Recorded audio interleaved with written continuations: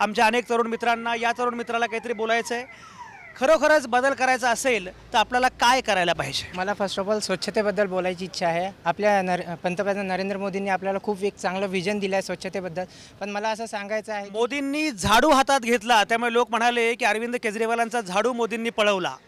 लोक असंही म्हणाले की काँग्रेसचा गांधीही मोदींनी पळवला. पण खरोखर स्वच्छता अभियानाचं एकूण महत्त्व काय आहे? झाडू हे कोणी कोणाचा पळवलेला नाही. झाडू हा मराठी आपल्या अस्मितेचा आहे. आपण त्याला लक्ष्मी मानतो. आणि मला असं वाटतं आपल्या देशाची जर स्वच्छता करायची असेल तर मला असं वाटतं की झाडू हातात घेऊन चालणार नाही. फक्त झाडू हातात घेऊन एक एरिया स्वच्छ न करता ग्राम स्वच्छता अभियान याच्याकडनं आपल्याला काहीतरी शिकायचं आहे.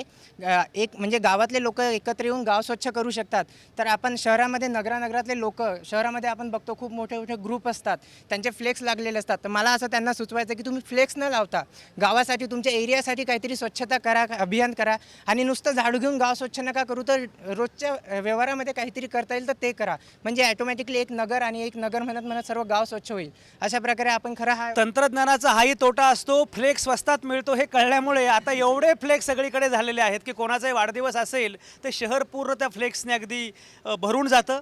असे अनेक प्रश्न आहेत, अनेक विषयांवर आपण बोलू शकतो. तुला काय वाटतं की खरंच कसा बदल होऊ शकतो? स्वच्छतेच्या हिशोबाने जे आपल्या पंतप्रधानांनी सांगितलं आहे की त्यात राजकारण करू नका, पण सगळे लोक त्यात राजकारण करायला लागलेत.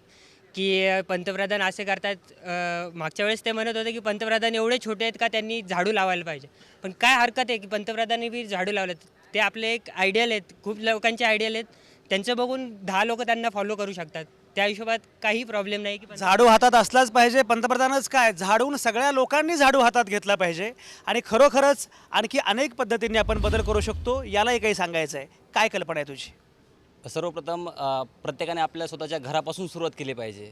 घरासमोर जो कचरा पडलेला आहे त्याची विल्हेवाट लावली पाहिजे. तसंच महानगरपालिका असतील, गावगाव असतील, प्रत्येक एका चौकाचौकात डेपो ठेवले पाहिजे, कचरा डेपो ठेवले पाहिजे. व्यवस्थित त्याची विल्हेवाट लावली तर कचरा साफ होईल आणि खरंच स्वच्छ भारत होऊ शकतो. हे सर्व तरुणांनी घडवलं पाहिजे. तरुणांची आज भारताला गरज आहे, पण राजकारणात पण तरुणांची खूप गरज आहे. कारण जे लोक आता सध्या राजकारणात आहेत ते त्या फक्त आश्वासन देत आहेत, त्यावरती काही कृती करत नाहीत. तर तरुणांनी समोर येऊन या राजकारणात समोर आलं पाहिजे. पण काही जण मागे आहेत, त्यांच्याशी बोलू आपण जरा. येस, तुम्हालाही काय बोलायचं आहे? स्वच्छतेविषयी मला असं बोलावं वाटतं की लोक स्वतःच्या घरातली स्वच्छता करतात, पण जर घरं स्वच्छ करताना ते स्वतःच्या घरातला कचरा बाहेर टाकतात. आपण मोस्ट ऑफ द टाईम असं बघतो की सरकार त्यांचे माणसं पाठवतं, रोड साफ करून जातात. पण त्याच वेळेस लोक असा विचार नाही करत की जर रस्त्यावर कचरा सरकारने साफ केलेला आहे तर आपण तो टाकू नये. तर लोक स्वतःच्या घरातला कचरा बाहेर रस्त्यावर टाकतात. त्याच्यामुळे स्वच्छता मोस्टली पर्यावरण खराब होतं आहे.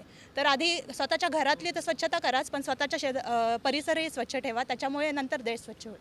अतिशय चांगल्या पद्धतीने सगळेजण बोलत आहे. स्वच्छता महत्त्वाची आहे, पण तुमच्या घराच्या स्वच्छतेबरोबरच तुमचा रस्ता, तुमचा परिसर, सार्वजनिक स्वच्छता यालाही तेवढंच महत्त्व आहे.